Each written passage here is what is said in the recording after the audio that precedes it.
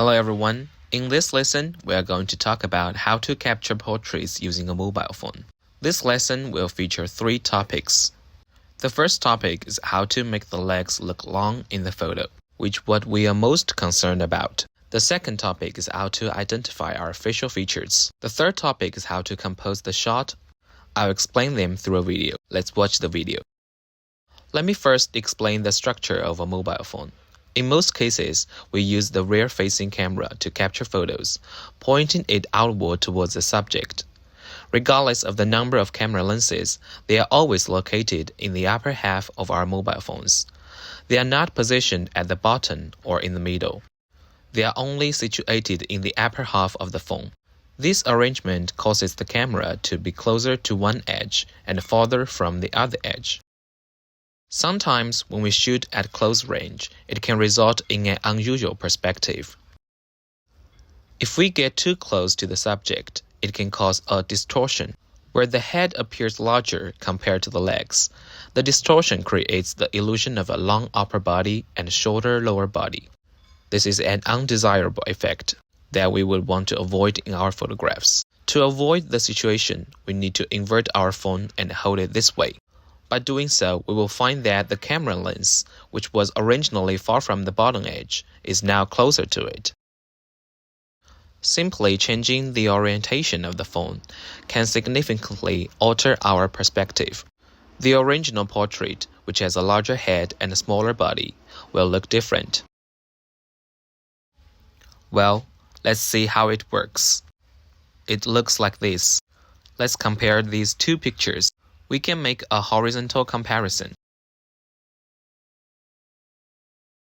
I'll put it here. Look at these 2 pictures. We can clearly see that the same person appears taller in the left picture and shorter in the right picture. Why is this?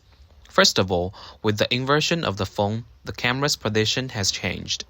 When taking the first photo, the camera was positioned near the subject's shoulders, while in the second photo, it was positioned near his hip or around the level of his hands. This difference in camera height results in a variation in the subject's height and body proportion. Indeed, we should avoid taking shots like the one shown on the right side. Why was this photo captured like this? The first reason is that the camera position was higher, here. I'll move this over here. This is the height of the camera. As you can see, the camera heights of the 2 photos are different. Why does a higher camera position make the subject's head appear larger? This is because when the camera is positioned higher, it is closer to the subject's head and relatively farther from his feet, creating the effect of a larger head, shorter legs, and smaller feet. This one is different. When capturing this photo, my camera was located in a more central position without being closer to the subject's feet or head. When taking this photo, the camera was in the middle without getting closer to either side. In this way, the composition is even and the subject won't appear with a large head or small feet, and it looks normal. Indeed, comparing these 2 shooting styles, we would prefer this one. This is because it makes the subject appear taller, especially when the subject is a man. The way of photographing him as skinny and tiny will undermine his sense of security. The model looks taller and stronger in this photo. In reality, the model is not short at all. He is 185 centimeters tall. He appears to be only 170 centimeters tall in the right photo, while looking more than 180 centimeters tall in the left photo. These are 2 completely different feelings. When taking photos, remember that the phone can be turned upside down and the camera can be placed at a height within the range I marked.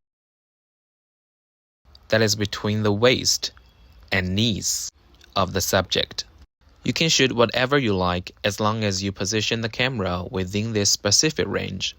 As long as you position the camera in this range and invert the phone for low-angle shooting, the resulting images of the subjects will generally have more normal proportions. If possible, position the subject's head at this level within the frame rather than placing it too high and leave some space above.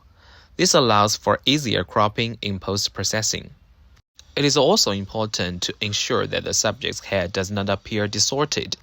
There are various types of lenses, including wide-angle lenses As many photography enthusiasts know, wide-angle lenses have the characteristic of expanding the perceived distance of the subject. This comes with issues.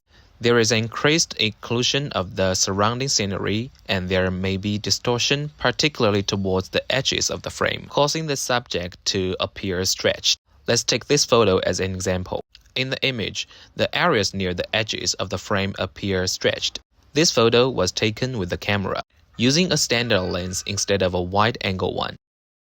This photo, on the other hand, was taken in a wide angle. There's a sharp contrast between these two photos.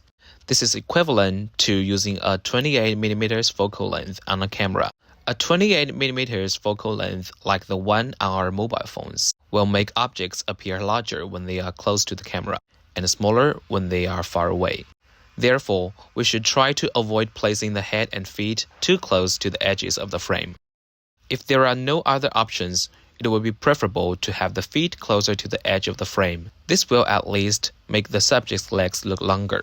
The head should be positioned closer to the center of the frame if possible. This is an application of camera positioning during the initial stage of shooting. It involves turning the phone upside down. When taking photos, it is important to position the camera at a certain height. This way, you can capture aesthetically pleasing long legs that are not exaggerated or appear too short. The legs will appear slightly longer than they actually are. Well, I hope everyone can keep this technique in mind. Well, if during your regular practice you come across a subject wearing a skirt, you can still use this method to take photos. However, it is essential to first assess the subject's body proportion before taking the shot.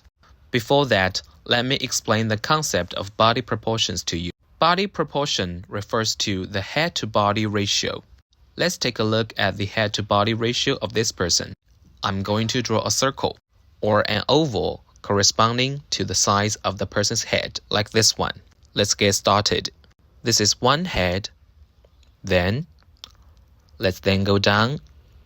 2 heads, 3 heads, 4 heads, 5 heads, 6 heads, 7 heads, 8 heads. That's all. As he is a male model with a height of 185 centimeters, he has an ideal 1:8 head-to-body ratio. Generally, most Asians do not have particularly long legs. The average head-to-body ratio for Asians is around 1:7.8 instead of the ideal 1:8.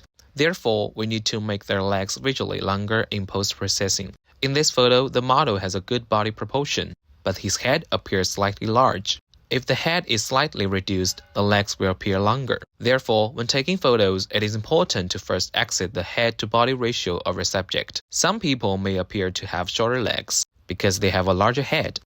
Indeed, a larger head can create an illusion of shorter legs. The first thing to do is to reduce the size of the head. We should position the subject's head closer to the center of the frame and the legs closer to the edges. This can help elongate the legs and make the head appear smaller. In other words, we should keep the head farther away from the camera and position the feet closer to the camera. This way, we will obtain a photo opposite to this one, where the feet are big and the head is small, making the subject appear tall. That's all for this lesson. Let's wrap up this lesson on mobile phone photography. Thanks for watching.